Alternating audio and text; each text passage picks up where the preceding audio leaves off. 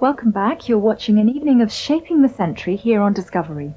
Now, we enter the sinister and gruesome world of capital punishment to trace the disreputable origins of the electric chair and the complications and rivalry that its creation caused with its makers, supporters, and opponents. In 100 years, it has killed more than 4,000 prisoners. More than any other means of execution, it has become the terrible symbol of America's death penalty. This is the story of the first ever electric chair killing and the extraordinary battle between two of America's industrial giants which led up to it. It was one of the first attempts to kind of use a scientific knowledge and apply it to the science of killing. But I think that the story behind it is really the attempt of one major electric company, Edison, to discredit another major electric company, Westinghouse. Here we have two people, Thomas Edison and George Westinghouse, who are such pioneers and such important people in the industry. Both of them are really immense people. And here they're getting involved in something like the execution of a criminal and fighting over it, something like that.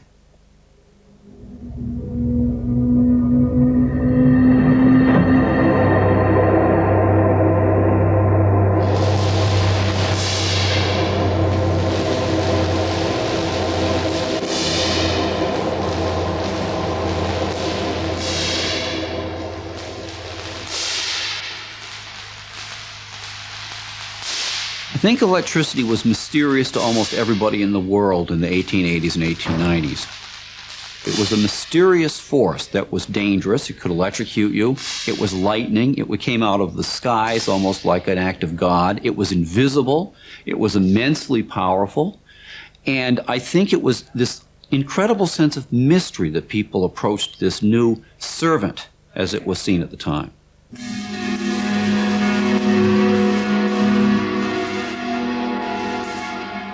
Electricity had a strange dual nature in the popular imagination. On one hand, it was a dealer of death. People were dying accidentally from touching streetcar wires. But also electricity was perceived as, to a certain degree, as a giver of life. There were electric insoles for shoes. There were electrical belts, electrical galvanic belts to restore men's virility. Electricity was perceived as having a nearly supernatural quality.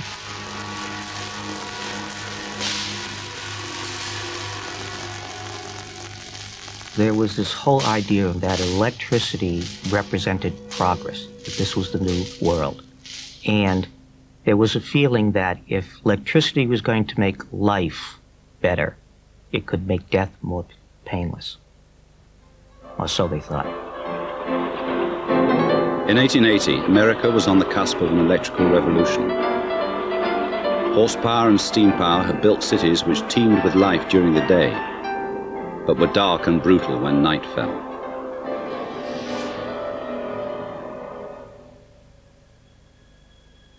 Electric light transformed the cities. It rolled back darkness with soft and constant illumination.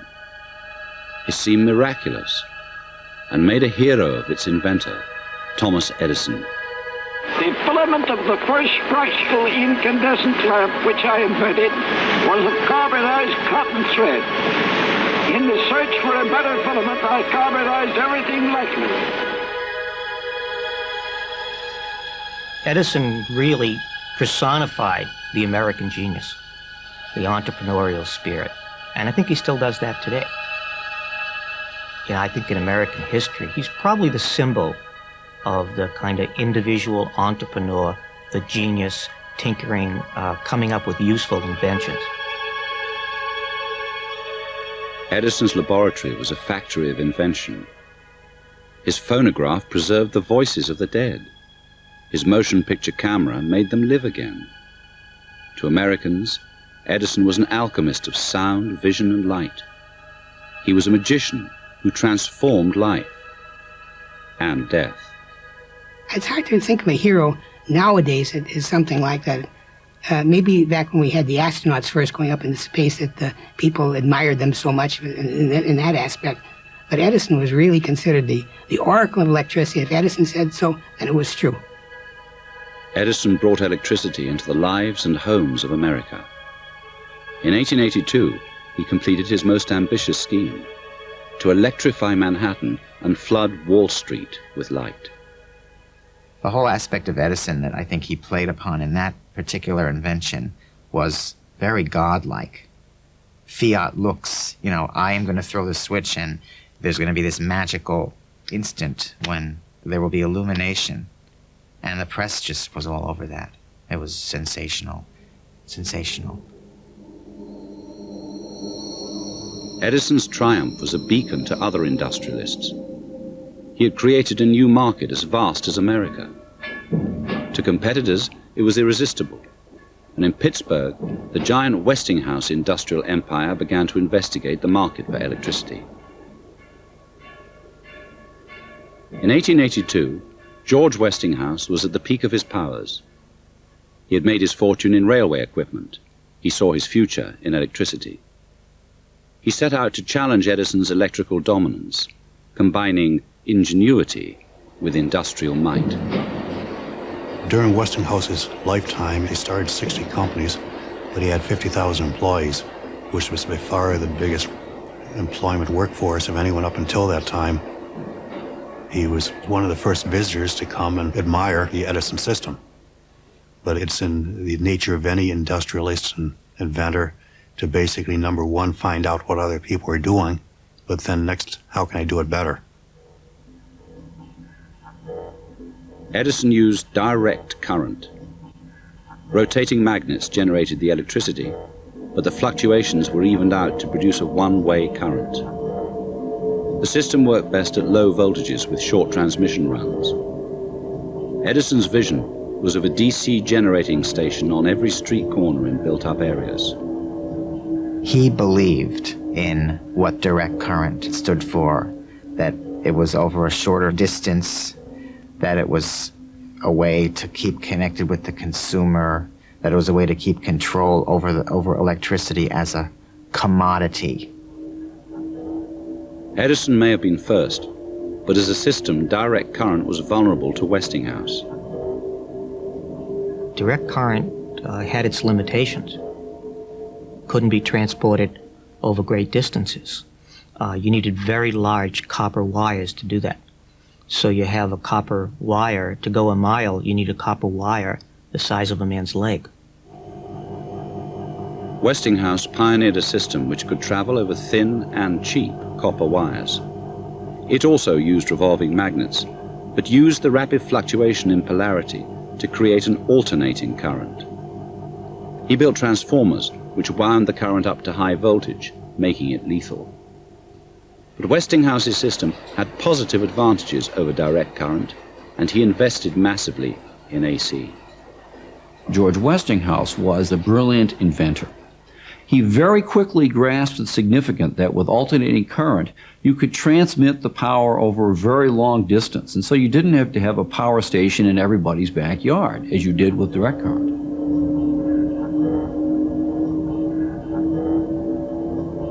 Edison's system was crippled by its generating and distribution costs. The thick copper cabling it needed made it uneconomic, and the direct current system began to falter. Westinghouse, the admirer of Edison, was increasingly confident of the superiority of his own system. Westinghouse started to cut into the business and became a very serious competitor. And even after just 2 years, he was outselling Edison in new installations. A lot of Edison's agents or salesmen began to defect to Westinghouse. A lot of them called for acceptance of the alternating current system. But Edison would have no part of it. I think he probably felt that, look, I invented this industry. It's my genius that's behind it. And now this other guy's taking it over. And it didn't sit too well. When you have another rival for a different type of transmission of electricity, then you've got the seeds for conflict. It's beyond technology. By that time, you had the money and the stamina and the ego to outrun anybody else. It was a question of who was going to remain standing at the end of the day, who was going to remain standing. It's a very ego-based thing. Edison, the electrical pioneer, was challenged and affronted. His will was total, and a contest was underway which would see electricity put to its darkest use.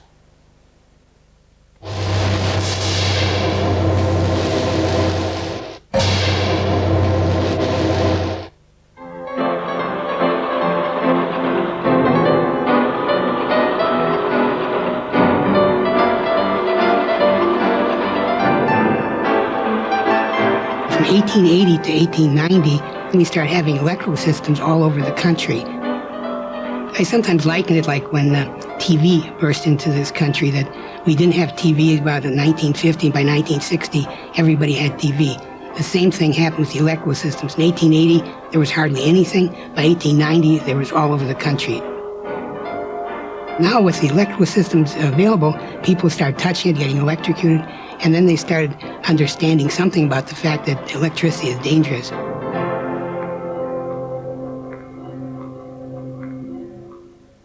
One of the questions that came up, and one of the big advantages of DC, direct current, was that it was safer. It traveled at lower voltages and was perceived as not being as deadly. When Edison began to kind of lose the marketing war with Westinghouse, he started to look at and focus on his main advantage, and that was safety. Edison seized upon the new battleground, and his organization started to pump out stories trumpeting the lethality of high-voltage alternating current. Edison was fighting back, associating Westinghouse's AC current with the fear and mystery of death by electrocution. They had no concept at all of electrocution. Some thought it might be its effect on the brain, on the spinal column. They just had no idea. They have cases like in Buffalo, New York, where a man went into a generating station when he was drunk, and he put his fingers across the generator and got a shock, and he died relatively quickly. And I thought, gee, isn't that a nice way to kill criminals? Because look how quickly the man died.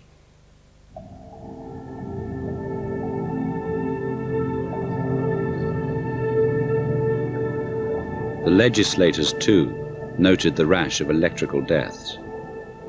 For years, New York State's governor had been seeking a new and more humane means of execution.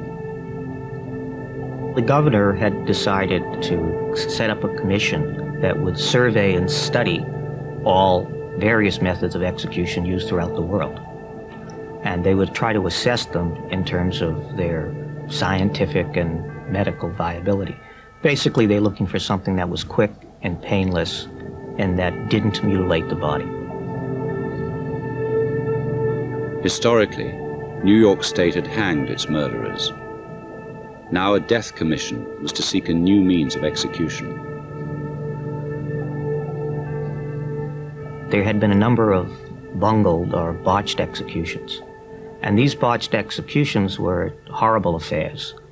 When you hang somebody, if you don't do it correctly, two things could happen. One is if you didn't drop them far enough, then they would end up strangling to death. And that may take 30, 35 minutes. There are actually scenes where friends and relatives have jumped on the person's legs and hanged on them so that they could hasten his death. The other way you could make a mistake is if you dropped him too hard, too long. That could then snap his neck, which it's supposed to do, but also tear off his head.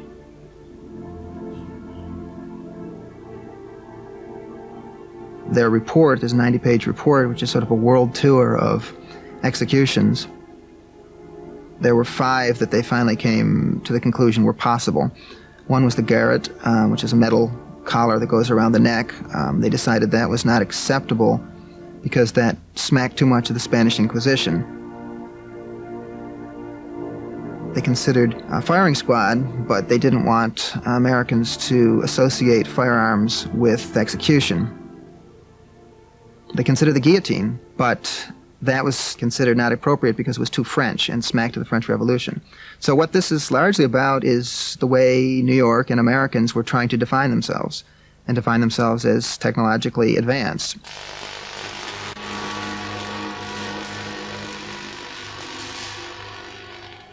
I think that if they were going to consider electrocution as a form of execution of criminals, that the most obvious person to approach in the country would have been Thomas Edison. He was the most noted electrician of the time, and somebody that I think that they would have been likely to turn to in any case. Edison's immediate response was no. He didn't believe in capital punishment. He didn't want something as beneficial as electricity being used for a negative purpose. But Edison was losing business to George Westinghouse. Edison's own best hope of preserving his own inferior system was to demonstrate that the Westinghouse system was unsafe, and the best way to demonstrate the dangers of a Westinghouse system was to use a Westinghouse system for execution. In June 1888, Thomas Edison, the man who had bewitched his country with the phonograph, gave his considered view to the Death Commission. The most suitable apparatus for the purpose is that class of dynamo-electric machinery which employs intermittent current. The most effective of these are known as alternating machines, manufactured principally in this country by George Westinghouse. When Edison gave evidence to the commission, because of his stature, it carried a lot of weight with them. And ultimately, it also carried a lot of weight with the public. Edison was a hero of the time. He was the king of this age of electricity, and the public was enamored with him. The state approved the Death Commission recommendation of electrocution as the new and modern means of death.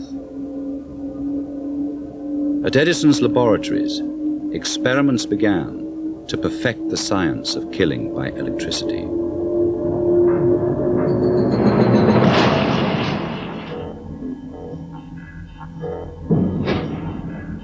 At Thomas Edison's laboratories, engineers began to test the killing potential of electricity. They used alternating current to try and discredit Westinghouse's rival system. In 1889, Edison's engineers told the state authorities they had mastered death by electricity. They recommended the use of a chair to restrain the victim.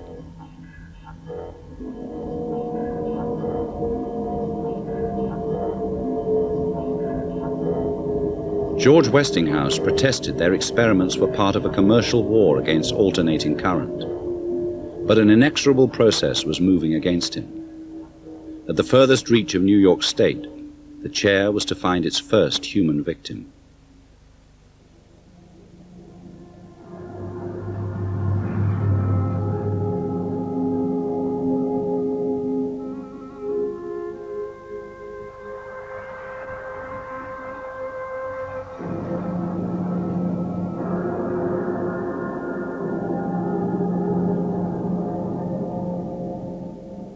The upper crust of the city called it the infected district.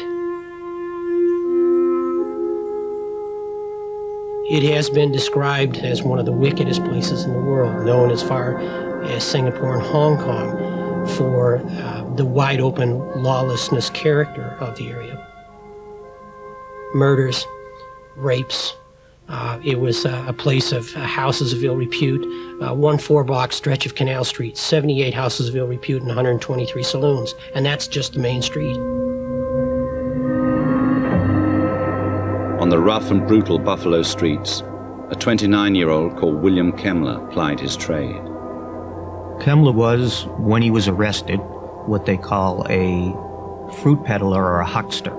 He ran a small business with a fruit cart and a few horses, and he peddled fruits and vegetables on the streets of Buffalo. He had a small 4-room apartment or flat when he was living with his paramour, Tilly Ziegler. And he had taken to drinking and staying out late at night, although he was still running his business effectively in the mornings and during the day. But he had a reputation of kind of being a uneducated, loud, kind of boisterous individual who was inclined to drink too much.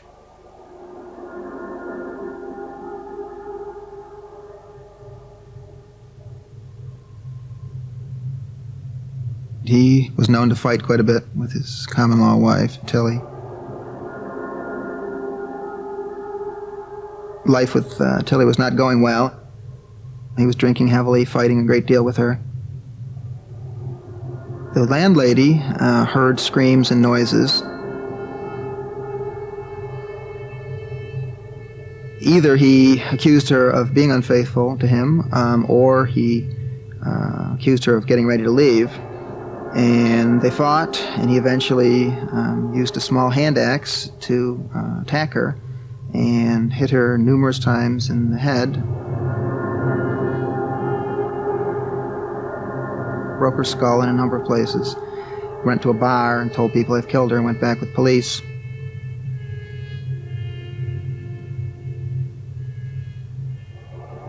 Her 3-year-old daughter had witnessed the whole murder, and she told either reporters or police that Papa had killed Mama.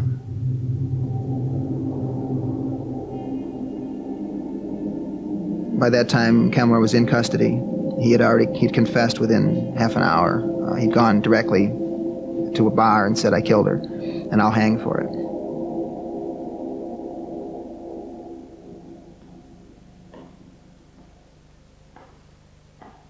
In May '89, Kemmler was sentenced to die at Cayuga County Court, Buffalo. New York State had already passed its electrical execution law, and Edison's engineers were designing the equipment. The state law did not say what kind they needed, but Edison and his friends secured some Westinghouse generators through a backdoor method. Westinghouse refused to sell them the generators, and they tried to get through some Westinghouse dealers, and they couldn't get it. But then they were able to go and get some used equipment dealer to get a Westinghouse generator, because they very much wanted to use a Westinghouse generator for the execution. They could have used other people's generators, but they wanted Westinghouse to try to give Westinghouse a bad name. If Westinghouse had the DC system and Edison had the better AC system, I think it would have been out of character for George Westinghouse to devise an electric chair as negative advertising against his opponent. Westinghouse kept the high road. He actually wrote quite eloquently in some learned journals over acknowledging that high voltage was potentially dangerous in the same way as drinking too much whiskey was dangerous.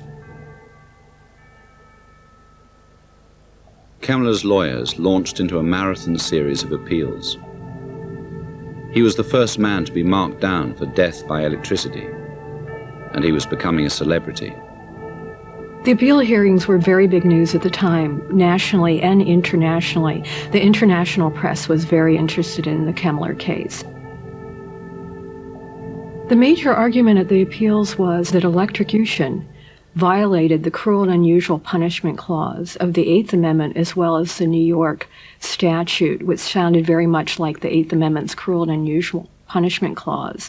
So in other words, Kemmler had to show that electrocution was definitely a cruel and unusual punishment.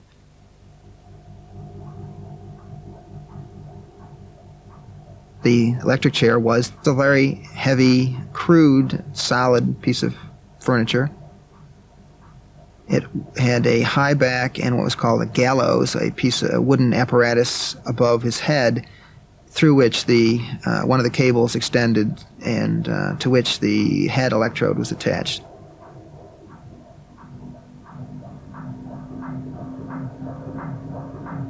The equipment had lethality, but still had no official title. Somebody suggested dynamort, electricide, ampere-mort, things of that sort.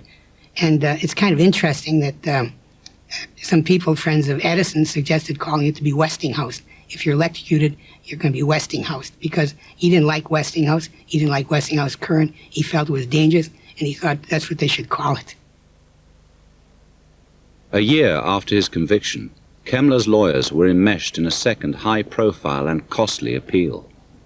Kemmler, the sometime fruit peddler, was represented by the best and most expensive lawyers in the state.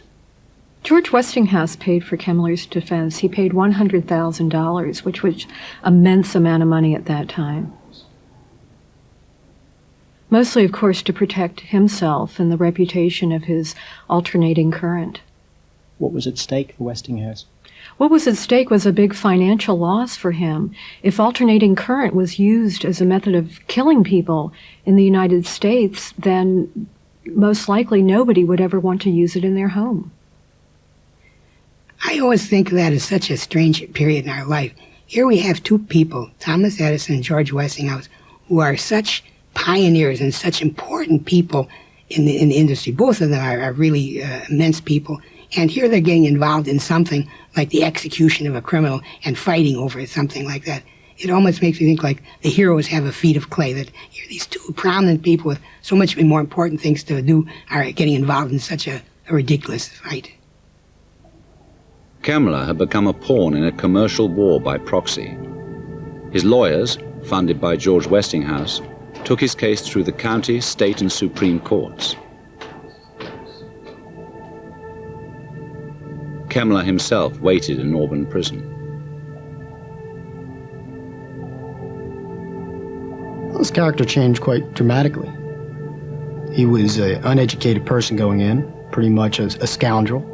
And after a year in prison, he learned how to read and write. During that time period, he became a more civilized person. I think a lot of that also had to do with the fact that he wasn't drinking during that time, too. So he was in a better state of mind. Some reporters claimed that he had lost his mind and was raving. Others claimed that he was very calm, placid. It's very likely that he was passive, as he had been through most of his time in Auburn. He'd learned to write his name, and he wrote his name repeatedly, dozens and dozens of times, and gave away these autographs.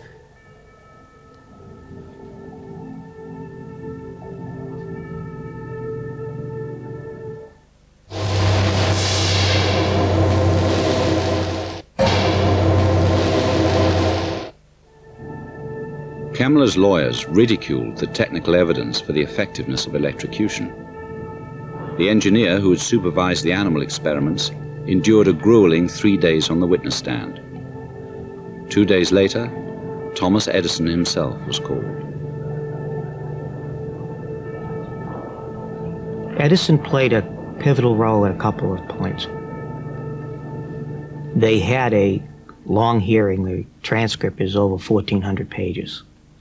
And in that, Edison testifies that electrocution is quick and painless, and that this is the modern way to go. The cross-examination revealed that he really had no idea what the effects of electricity on the human body would be.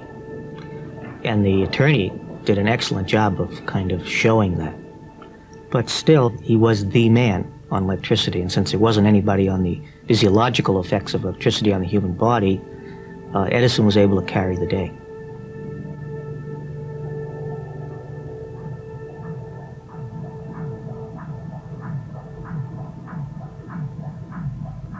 It seems like a relatively easy thing to do, to electrocute somebody. But you have to do that without burning the skin or the flesh.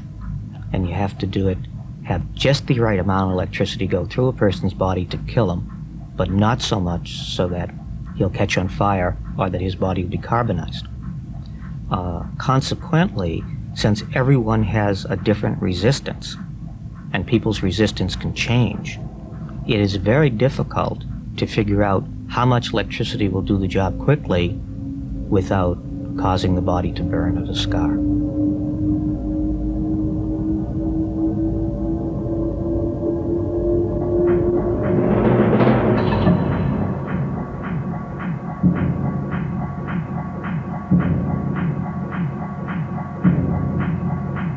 On the eve of the execution, the chair was given a trial run using a calf.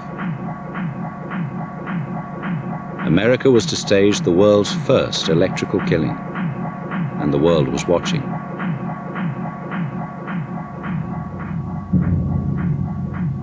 Electrocution is profoundly American, and the reason there is an electric chair and there was an electric chair is because of the American obsession with progress and with America defining itself as a country and a culture which identifies itself with progress. The electric chair was a symbol of progress.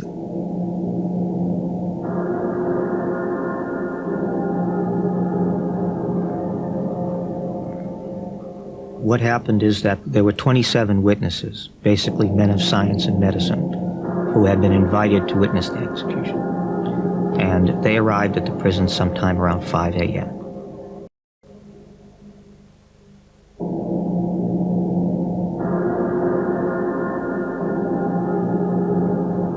By this time, there had been 400 or 500 people had congregated outside, and the people had been issued tickets, but they had difficulty getting through the crowd. Western Union had set up a telegraph office across the street to send word across the world that Kemmler had been executed. So there were reporters out there, curious people, young boys and children on rooftops and climbing trees, all hoping to get some kind of glimpse of what was going to happen. Of course, that's impossible because it was all behind closed doors. In the meantime, the warden went down to Kemmler's cell, which was in the basement, and he basically told William it is time.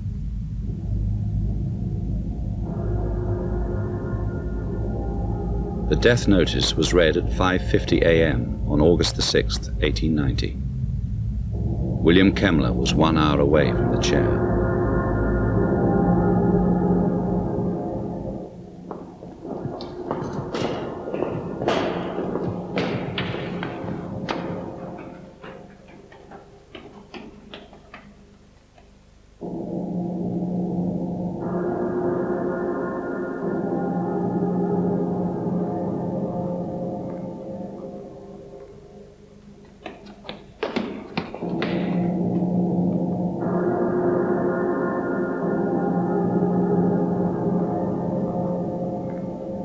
When you arrive at the prison, when you meet the other witnesses, it feels very much like you're arriving at a wake or a funeral. It's almost as if the person was already dead and that we're at the funeral.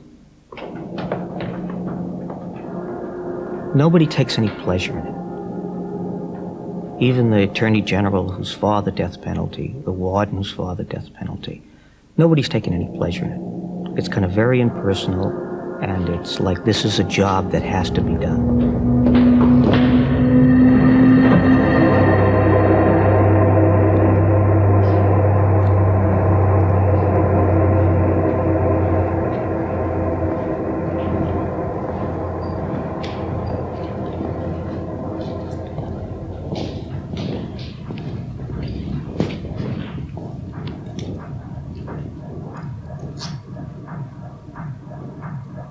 Quite honestly, from the beginning, after he murdered Tilly, he was convinced that he deserved the penalty to the degree of the law. But at the same time, it was an unknown style of execution, and maybe the unknown was a little more easier to take than a hanging or something he may have seen in his lifetime. So he had no idea of what he was in store for.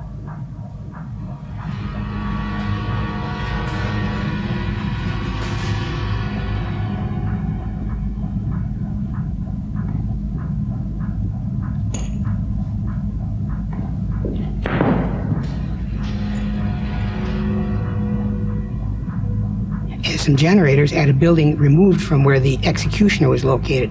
And so they had a steam engine which drove these generators, and that's what produced the electricity. For Kemmler's execution, he sat in a chair with the electrode on his head, and then there was an electrode on the base of his spine, and they put the electricity down through the spinal column.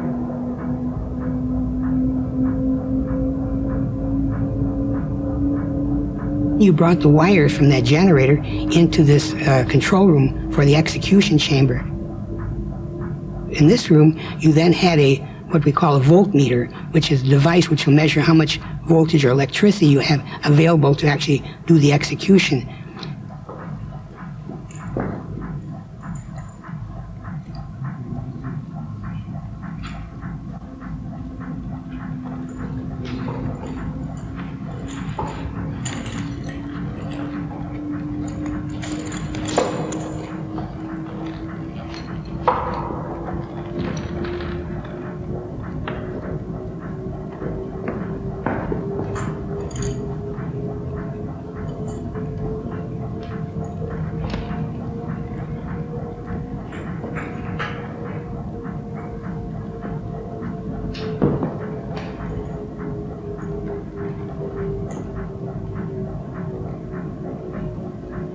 The unusual thing is that Kemmler seemed to be the only calm person there, and one with the presence of mind. So several times he asked the guards to adjust the straps to make sure that they were tight, to adjust the skull cap to make sure that was making a good contact, and that he wanted everything to go smoothly, and even asked the warden to just take your time and just do it right.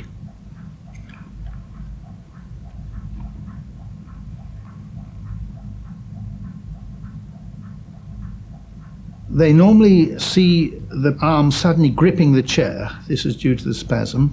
They often see steam coming out of their mouths or their ears, and occasionally flames, because the heat of the electrocution melts the fat in their faces, and it sometimes vaporizes and it sometimes catches fire.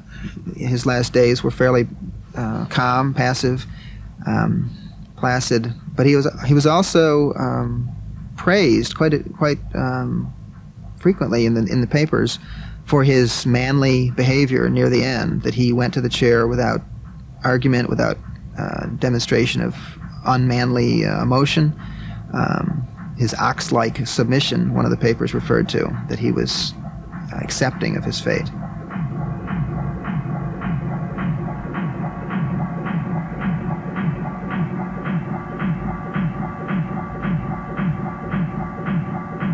Electricity is an extremely humiliating way of killing people. It's humiliating partly because the person vomits and drools. Their tissues swell up like a Michelin man and may burst. They pass water and defecate, and usually there's a horrible smell. What's the smell?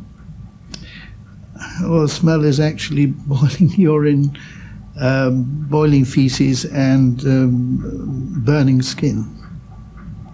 A pretty unpleasant smell altogether.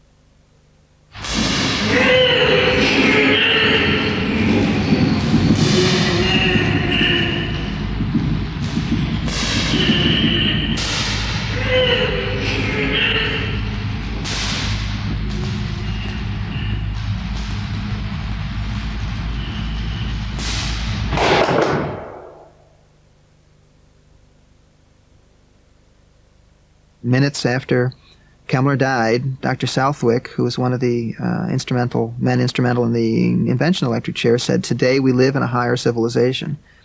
He was pleased. He said, "I am one of the happiest men in the state of New York today." And over again, there was talk of increasing civilization, a higher civilization, and the word progress appeared repeatedly in the arguments for the electric chair. The warden said, "Kemmler is dead." And then somebody in the crowd yelled, "He's still breathing." And Spitzka screamed, "Get the electricity back on."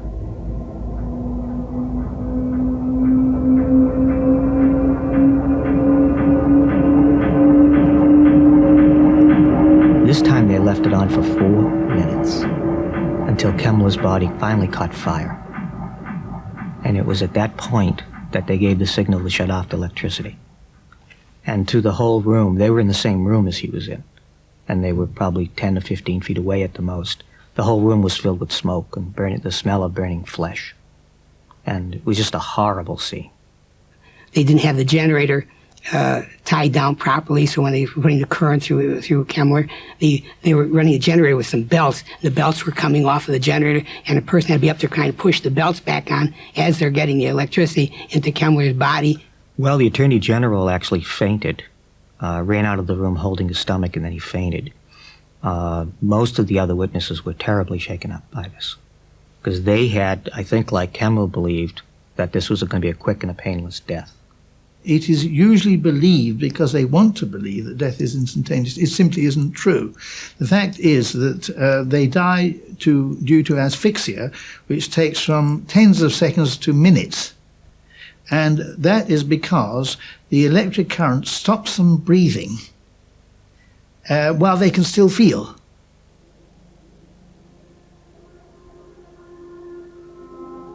They came in a half hour later to perform the autopsy.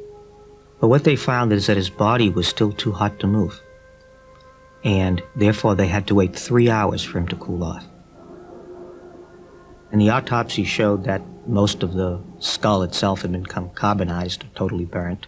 The brain itself did not seem to be affected, although the blood in that area had turned black, and in the rest of his body it had turned kind of a watery substance.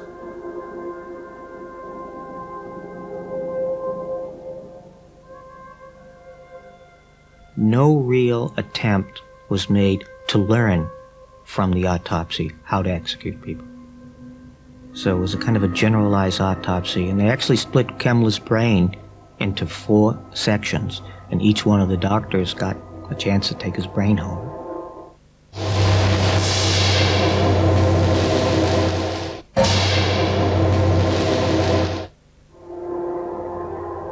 When reports reached him of Kemmler's death, Westinghouse was nauseated. He had lost the battle against electrocution. Of the execution, he said, they would have done better using an axe. The public will lay the blame where it belongs. At Edison's laboratories, reactions were more complex. Edison had varied reactions to the death. At first, he blamed the doctors for not conducting the execution properly, saying had it been properly conducted, that it would have turned out quite differently, which was in fact a bit of a concession that it had not been done as according to what he would have expected. He then suggested that the best way really of executing somebody is not by conducting electrocution through their skull, but rather by conducting it through water. So he had thought about it enough that he had come up with another electrode setup, pots of water.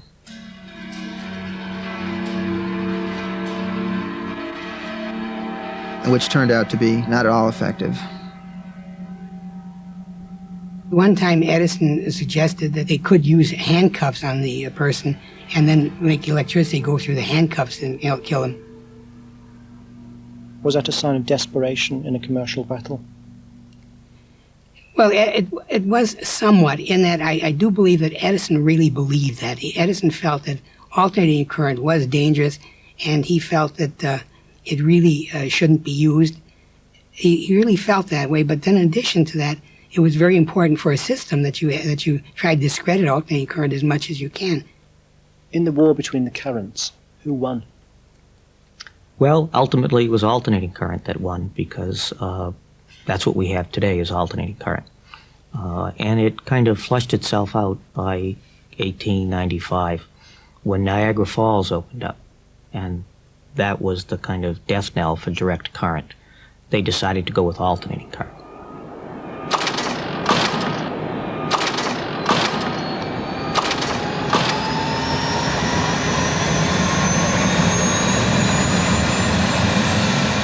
Although Edison was losing out already, this was kind of like the final blow. This was major commission putting all their eggs into the alternating current basket. Niagara was an industrial cathedral, a massive endorsement of the powers of Westinghouse's alternating system. It drove electricity and light 25 miles from Niagara into the dark heart of William Kemmler's Buffalo. It was a feat beyond direct current, and a final, emphatic triumph for Westinghouse.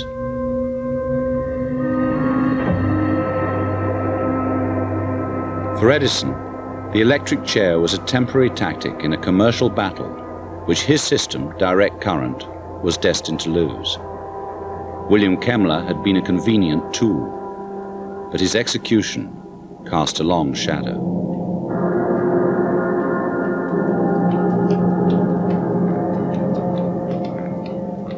It was one of the first attempts to kind of use a scientific knowledge and apply it to the science of killing. The other thing, they did a lot of things which make Kemmler's the first modern execution. It was indoors, deep within the prison. It was routinized in a way that 7 or 8 people had different jobs to do, and it was extraordinarily impersonal. And in some senses is the model for the current execution systems we have today, whether they're lethal injection or not.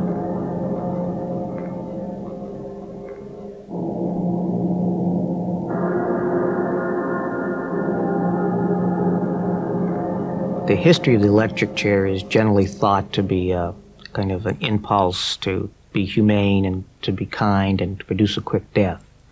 But I think that the story behind it is really the attempt of one major electric company, Edison, to discredit another major electric company, Westinghouse. And that Kemmler, therefore, and the electric chair itself becomes a kind of pawn in a larger game.